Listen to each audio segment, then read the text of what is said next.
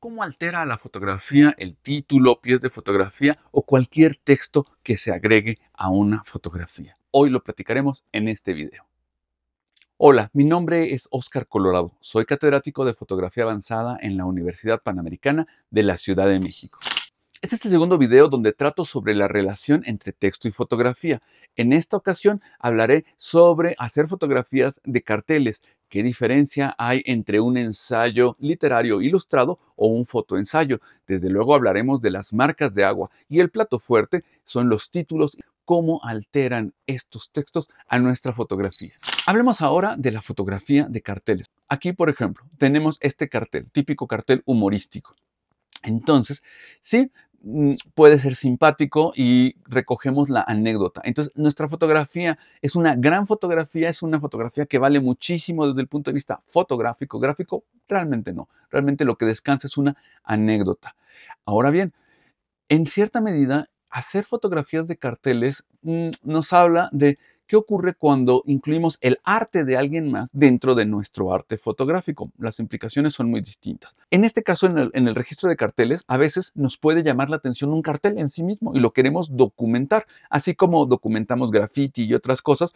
Entonces, la foto no nos llega muy lejos porque se queda en el valor testimonial, en el registro, como un notario, ¿no? O sea, un notario nunca va a pasar a la historia porque fue un notario increíble, creativo, pues él se dedicaba toda su vida a asentar lo que veía. Entonces, cuando tenemos una fotografía de un cartel, podemos caer en una fotografía con un valor testimonial, documental, registral, si quieren, de índole muy anecdótico, pero muy rara vez autoral. O sea, no somos autores. Cuando creamos una obra de arte a partir de otra obra de arte, lo que habría que preguntarnos es, ¿qué prevalece? ¿El arte del cartel o mi fotografía? ¿Qué pasa a segundo término? Vamos a hablar de nuevo de Walker Evans. Ya habíamos platicado de él. Como les platicaba, a Walker Evans le gustaba mucho el texto, le gustaba la parte gráfica que ya hemos hablado en esta sesión.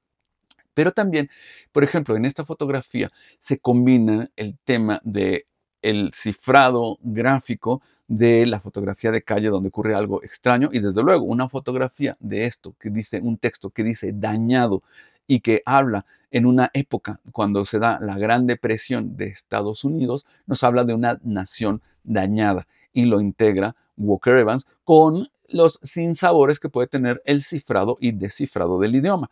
Pero podemos ver muchas veces en la obra de Walker Evans cómo incluye el texto. Y vean cómo además incluye los carteles. Esto es muy importante. Los carteles le gustan. Vean el ritmo que se está dando. Probablemente quien colocó esos carteles, tal vez no se dio cuenta de todo lo que estaba construyendo con esos carteles desde el punto de vista gráfico, de la repetición, de la modularidad, etc. Bien, pero Walker Evans también se acercaba a esos carteles y recogía partes que con su composición dotaba al cartel de una vida nueva y diferente. Y muchas de las fotografías en este sentido de Walker Evans son muy famosas. Otro fotógrafo muy importante, Daido Moriyama, también recoge con mucha frecuencia imágenes de carteles y los integra en su fotografía. Observen esta fotografía. Pero entonces el rasgado, el encuadre, cómo lo aisló, etcétera, nos hablan de una intención autoral, de una dimensión en la que cómo Daido Moriyama integra todos estos elementos gráficos, el ruido de Tokio, el ruido visual con su fotografía. Y es muy común encontrar cómo Daido Moriyama integra estas imágenes de carteles de alguna obra de arte dentro de su fotografía. Hablemos ahora del ensayo fotográfico y del ensayo literario ilustrado. Por ejemplo, cuando hablamos de una prevalencia del texto, hablamos de un ensayo ilustrado. Por ejemplo, aquí tenemos una imagen donde podemos ver cómo hay un texto muy largo y que tiene una foto muy grande. El texto aquí predomina en términos de la narrativa y la imagen apoya para generar un significado. El primer ensayo fotográfico de la historia de W. Eugene Smith titulado Country Doctor. Aquí, como pueden ver, la fotografía predomina. El texto solamente se utiliza para un apoyo contextual, para generar un poquito el aclarar, el reforzar la narración del mensaje. Pero aquí lo que prevalece es el ensayo fotográfico. Se apoya del texto, pero no está apoyando al texto. Y podemos ver cómo hay otros ejemplos donde claramente podemos ver los pesos simplemente en lo visual ¿Qué importa más? ¿Qué prevalece más? ¿El texto o la fotografía? Y esto es muy común en los reportajes periodísticos, donde tenemos un texto muy largo y solamente se utiliza la imagen para aderezar, para complementar el mensaje. Los metadatos son elementos que nos ayudan a entender mejor la fotografía. Por ejemplo, los metadatos pueden ser un título, puede ser el pie de fotografía, puede ser el nombre de una serie, pueden ser el resumen que nos dice de qué trata una serie de fotografías. También ciertos datos adicionales, como pueden ser desde luego el nombre del autor, dónde se hizo, en qué fecha se hizo. Entonces, ¿para qué nos sirven estos metadatos? Para contextualizar, para dar una información adicional importante que no siempre es evidente en el nivel visual. Quiero decirles que algo que me dijeron mucho siempre mis maestros es show, don't tell. Muestra, pero no expliques. Tenemos una gran tentación de explicar siempre nuestras fotografías. Y es que tenemos un dominio tal de nuestro propio idioma, del tema lingüístico, que muchas veces queremos explicar las fotos porque no dominamos el lenguaje visual con esa misma eficiencia. Entonces queremos explicarlo todo y utilizamos los metadatos para querer explicar la fotografía.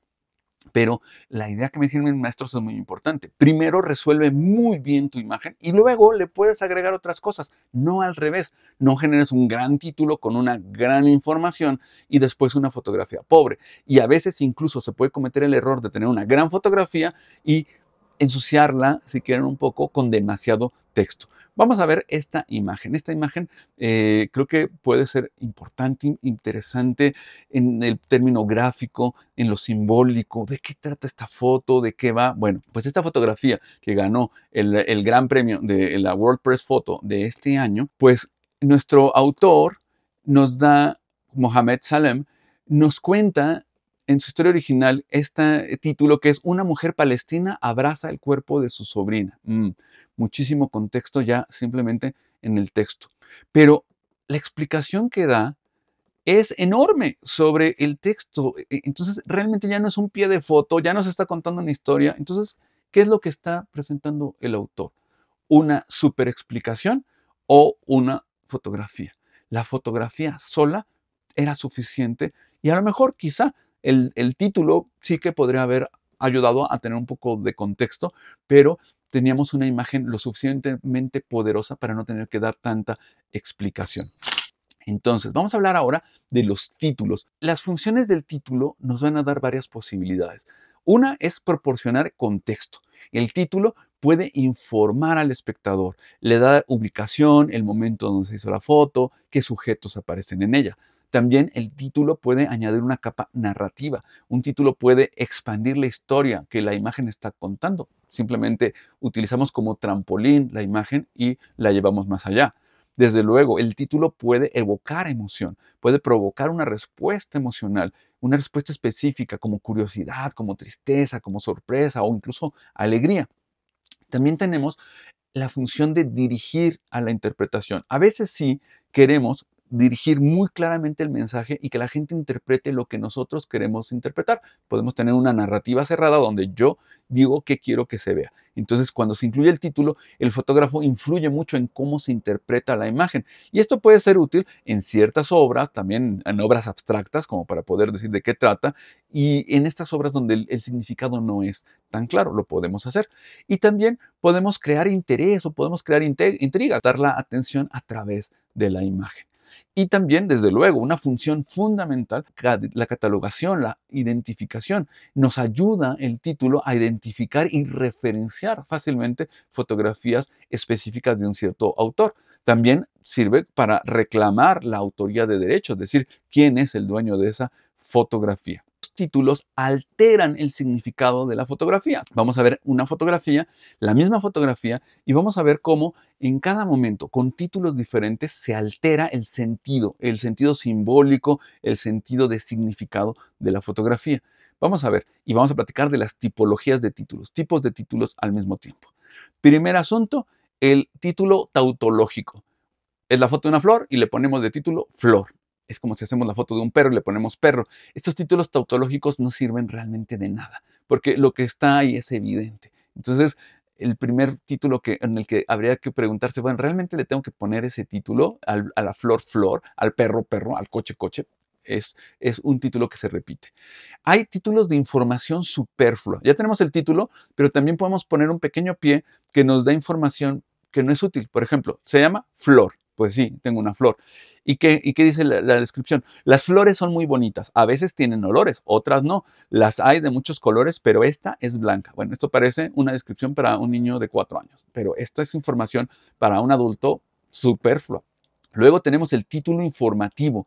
Por ejemplo, esta fotografía se llama girasol.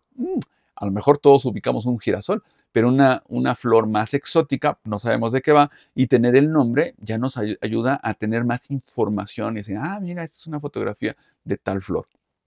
Otra que es el título informativo del espacio temporal.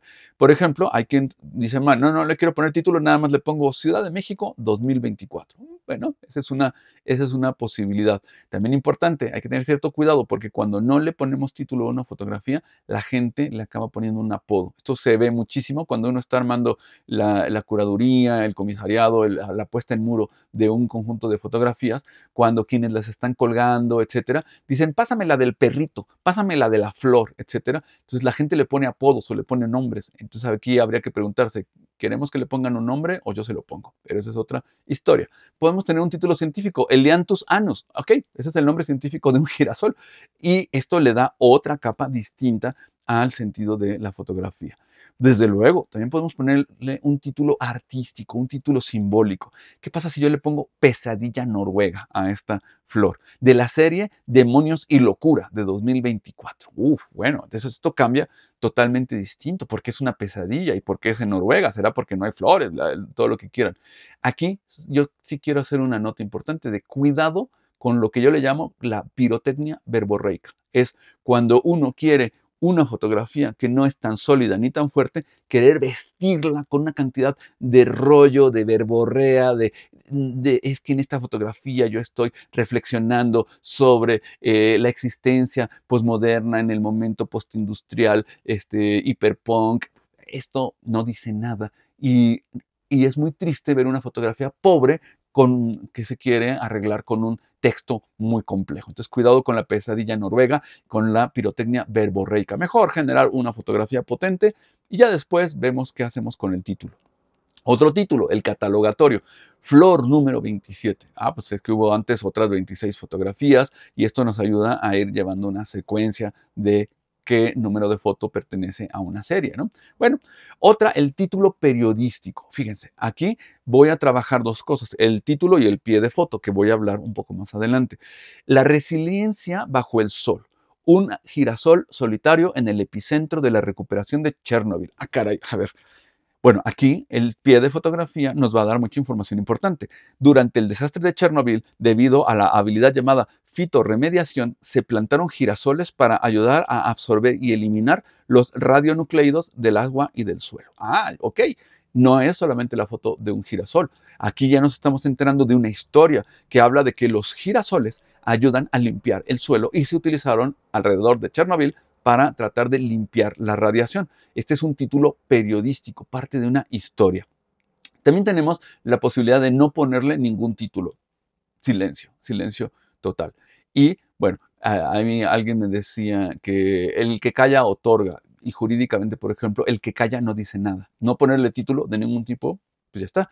Ahora, cuidado, porque también le podríamos poner como título sin título y muchos fotógrafos le ponen sin título y es una paradoja porque cuando le pones sin título en realidad le estás poniendo un título y entonces surgen unas preguntas, ¿no? El autor no supo qué ponerle, nos quiere dirigir, no sabemos cómo identificarla, en fin, es todo un tema si le ponemos con título o sin título. También tenemos qué pasa cuando no conocemos el título de una fotografía. Me la encontré por ahí, pero no sé cómo se llama. Bueno, pues a veces la manera más ética y más clara es ponerle título no identificado. Es como el título más serio y con más rigor.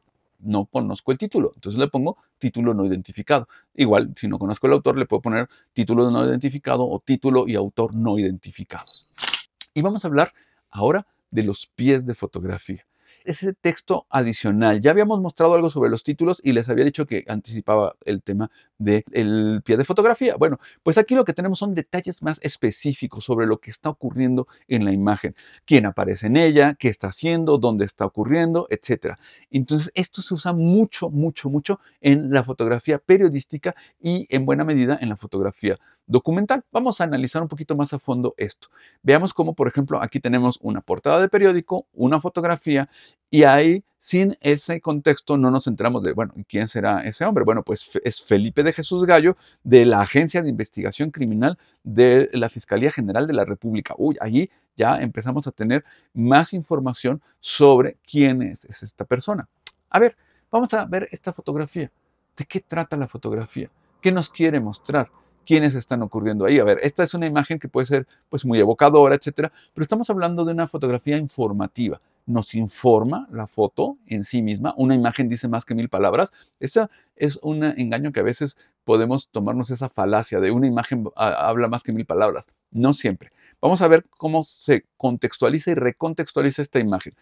Con el pie de foto podemos explicar la relevancia, por qué una imagen es relevante o importante. Vean, por ejemplo, aquí ya podemos ver que sigue la represión a universitarios en Estados Unidos. Este sábado continuaron las irrupciones policíacas en universidades en Estados Unidos, donde los jóvenes siguen firmes al mantenerla. Ahí está, ahí tenemos la historia donde ahora sí podemos comprender mejor de qué se trata esto. Entonces, una imagen dice más que 1000 palabras, hay que pensárselo 2 veces. Otro ejemplo, esta fotografía dice más que 1000 palabras. A lo mejor alguien que conozca muy bien de fútbol y diga, no, este es Kroos, ¿no? Qué interesante y tal. Pero si no tenemos suficiente contexto, no sabemos qué significa. Bueno, aquí podemos tener una imagen que el texto nos ayuda a narrar una historia. ¿Cómo qué? Pues como los antecedentes históricos, la consecuencia de esos eventos, las citas, qué personas se encuentran. Vamos a ver esta misma imagen. Aquí tenemos toda la explicación de el choque de gigantes entre fulano y perengano con tablas 2 a 2 y demás. Ahí entonces tenemos una función narrativa, una función descriptiva de una historia que nos permite el pie de fotografía, que la imagen solamente se quedaría corta. En algunos casos los textos sirven para cumplir ciertos requisitos legales o éticos, como cuáles, como citar la fuente Reuters, fuente AFP, ¿ok? Esa es otra posibilidad importante. Y no habría que olvidar que en la actualidad, sobre todo en la fotografía informativa, el ponerle un título o una descripción de fotografía le ayuda a las personas con discapacidad visual a que a lo mejor un programa les permita leer o les permita que les lea esta información. Entonces los pies de foto son detallados para hacerlas accesibles a imágenes, a personas con discapacidad visual, por ejemplo. Y entonces con los lectores de pantallas y demás pueden acceder a nuestra fotografía a través de la descripción. Entonces también sí que hay una función en ese sentido. Por último, quisiera hablar de las marcas de agua, porque también es combinar texto con fotografía y hay que tener cierto cuidado porque es una práctica que es muy común. Muchísima gente la hace. ¿Está bien o está mal? Bueno, a ver, no es un tema ético, no es un tema de qué es lo mejor para el ser humano, ponerle o no. Bueno, pero ¿cómo afecta nuestra fotografía? Eso sí que lo podemos platicar. ¿Cómo, qué agregamos, qué quitamos?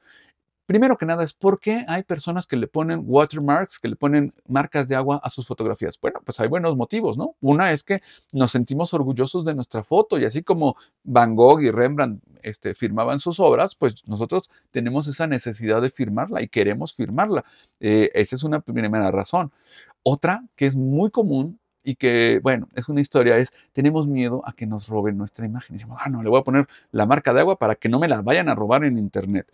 Pero pues la verdad de las cosas es que si te quieren robar una imagen, te la van a robar. Hay montones de sistemas de inteligencia artificial que remueven las marcas de agua. Entonces, la verdad es que no habría ni que sudar eso. Si está en el internet, es pública y alguien se la puede robar. Así de sencillo. Pero también hay un riesgo importante que es la colisión semántica. Así como platicamos que el texto tenía muchos sentidos, etcétera, pues claro, la fotografía es en sí misma, como dijo Barthes, un texto gráfico, un texto muy complejo, es un texto y es polisémico, tiene muchos sentidos. La imagen sola es un texto complejísimo. Ahora, cuando le sumamos el texto escrito al texto fotográfico, tenemos un riesgo, que es crear un supermódulo gráfico y un polimódulo semántico. A ver, esto no está en ningún lugar, ni lo busquen, porque esto es algo que quiero aportarles. A ver, tratando de buscar cómo le podría decir a lo que está ocurriendo, pues pienso que es un supermódulo, porque son dos módulos semánticos, dos módulos gráficos. Ya vimos que hay un peso gráfico en el texto, pero también un peso gráfico fotográfico. Y también podríamos hablar de un polimódulo, ¿no? Dos módulos que tienen un sentido semántico. Entonces son supermódulos o polimódulos gráficos semánticos. Podría ser otra frase, ¿no? Bueno, entonces, ¿cuál es el riesgo? Que pueden estorbarse mutuamente y que pueden no complementarse. Claro, ¿qué es lo que está haciendo Barbara Kruger y otros autores? Pues crear supermódulos gráficos, polimódulos semánticos, ¿no? Entonces, cuidado, porque podemos hacer en pocas palabras y como dicen en Bulgaria, un batidillo. El texto fotográfico más el texto lingüístico puede ser un discurso intencional o puede ser un desastre. Como pudimos ver, la mezcla de texto lingüístico y texto fotográfico tiene muchas aristas, vale mucho la pena reflexionarlo, conocerlo. Y me gustaría mucho saber, ¿tú qué opinas? Escribe algo en la cajita de comentarios para seguir el diálogo y nos vemos en el próximo video. Hasta pronto.